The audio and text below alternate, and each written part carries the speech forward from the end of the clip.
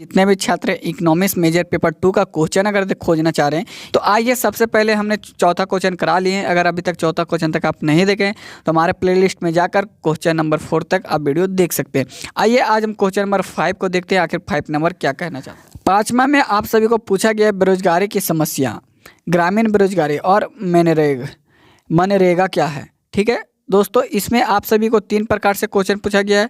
बेरोजगारी की समस्या, ग्रामीण बेरोजगारी और क्या पूछा गया, मनरेगा। 3 प्रकार के क्वेश्चन है, तीनों को हल्का हल्का डिस्कस करते हुए आप सभी को बताएंगे कि एग्जाम में किस प्रकार से लिखना है। सबसे पहले आपको लिखना है बेरोजगारी की गंभीर सामाजिक आर्थिक समस्या है जो दुनिया भर के देशों को प्रभावित करती है। भारत में भी बेरोजगारी एक बड़ी चुनौती है, खासकर ग्रामीण क्षेत्रों में। ठीक है, तो इस तरह से आप बेरोजगारी की समस्या लिख सकते हैं। इसमें आप और भी अपने भाषा को जोड़ सकते हैं। बेरोजगारी क्या है, अब पूछ लिया जाए बेरोजगारी क्या है, तो बेरोजगारी क्या है, तो बेरोजगारी का मतलब है कि एक व्यक्ति काम करने की उम्र का है और काम करना चाहता है लेकिन उसे रोजगार नहीं मिल पा रहा है। बेरोजगारी कई कारणों से हो सकती है, जैसे कि आर्थिक मंदी, तकनीकी बदलाव, जनसंख्या वृद्धि और शिक्षा का अभाव। तो दोस्तों बेरोजगारी में और भी आप लंबे भाषा लिख सकते हैं, लेकिन हमने एक छोटा सा आप सभी को बताया चाहे। इसमें आप पॉइंट बाय पॉइंट जोड़कर आप लिख सकते हैं। जैसे कि बेरोजगारी की व्यक्ति, मान लीजिए आप एक बेरोजगार हैं, किस प्रकार से, मतलब कि आप एक काम करने लायक हो चुके हैं बट आपको काम नहीं मिल रहा, आप काम के तलाश में करीब 2 साल से आप काम ही हो रहे, तो आप बेरोजगारी में कहलाते हैं। आर्थिक, मान लीजिए यहाँ मंडी में हम काम कर रहे थे, वहाँ पे आर्थिक चीज़ कमी होने लगी जिसके कारण सारे मजदूरों को हटाने लगा, तो वहाँ आर्थिक मंदी होने के कारण भी बेरोजगारी हो गया। तकनीकी, मान लीजिए पहले आपको हाथ से लिखाया जाता था, अब कंप्यूटर से लिखा जाता है। पहले 10 आदमी लगता था, अब 2 आदमी से हो जा रहा है। तो दोस्तों ये तकनीकी बदलाव की हो रहा है। जनसंख्या पहले कम थी, अब बढ़ रही है, तो इससे भी है। शिक्षा पहले ज़्यादा था, तो अब शिक्षा ज़्यादा चाहिए, तो शिक्षा अगर नहीं मिल पा रहा है जो चीज़ का, जिसके कारण भी बेरोजगारी बढ़ती जा रही है। तो इस तरह से आप अपने 5 पॉइंट को और भी बढ़ाकर लिख सकते हैं, बट आपको ध्यान रखना है कि हमें किस प्रकार से लिखते जाना है। ग्रामीण बेरोजगारी, मान लीजिए ग्रामीण बेरोजगारी में बात करते हैं तो ग्रामीण क्षेत्रों में बेरोजगारी के कई कारण हो सकते हैं। कृषि पर निर्भरता, अधिकांश ग्रामीण आबादी कृषि पर निर्भर करती है, लेकिन कृषि क्षेत्र में रोजगार का अवसर सीमित होते हैं और मौसमी होते हैं। मतलब अभी कृषि क्षेत्र गांव में क्या होता है कि जिस पर अभी मान लीजिए बरसात है, तो अभी आपको काम मिलेगा गाँव में। जैसे बरसात चला जाएगा फिर गर्मी में आपको बिना काम का रहना पड़ेगा गाँव में, तो वहाँ पर क्या हो गया, बेरोजगारी हो गया।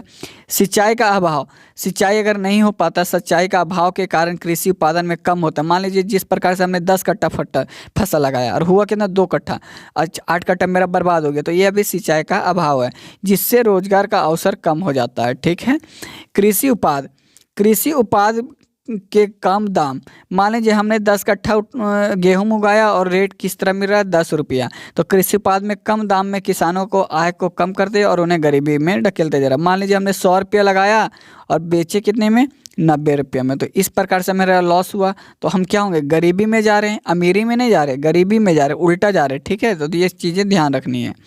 उसके बाद औद्योगिक विकास का अभाव, ग्रामीण क्षेत्र में उद्योगों का अभाव रोजगार के अवसर की सीमित रहता है। मान लीजिए अगर आप औद्योगिक देखें, प्लांट देखें, तो आपको ग्रामीण क्षेत्र में कम मिलते हैं, जिन कारणवश से उनको रोजगार नहीं मिल पाता है औद्योगिक में, तो वो गरीबी में रह जाते हैं। शिक्षा का और कौशल विकास का अभाव, शिक्षा और कौशल विकास के अभाव के कारण ग्रामीण युवाओं को बेहतर रोजगार के अवसर नहीं मिल पाते हैं। ठीक है, तो इस प्रकार से आप लिख सकते हैं, और भी इसमें 2-4 पॉइंट आप अपने मन से जोड़ सकते हैं।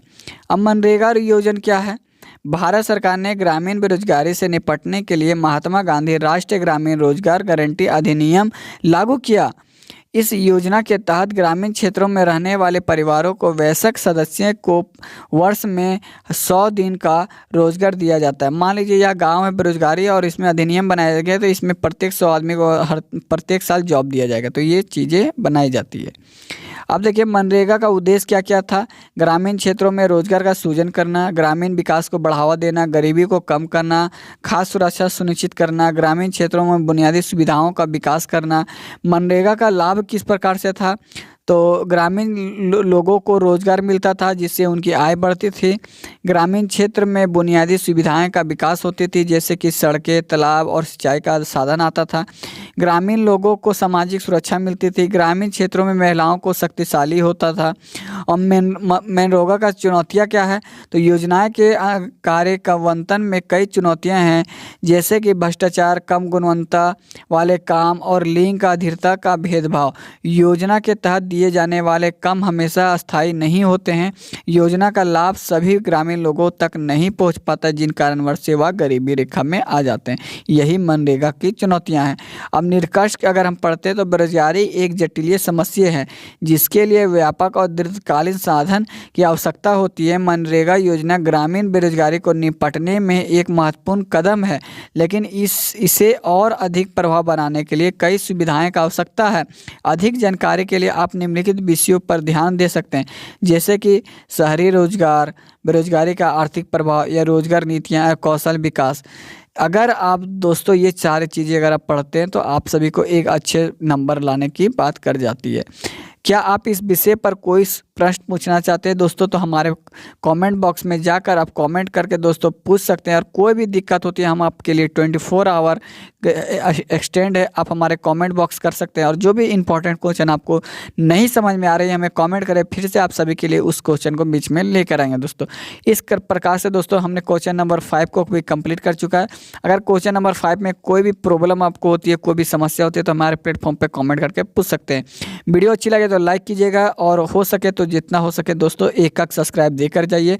जितना आदमी 10 ही आदमी अगर आप वीडियो देख रहे हैं तो 10 सब्सक्राइब दोस्तों हमको आपसे चाहिए, ताकि हमें एक मोटिवेट आप सभी के लिए मिले। और आने वाले टाइम पे आप सभी को एजुकेशन हब बनाने वाले हैं दोस्तों इस चैनल को।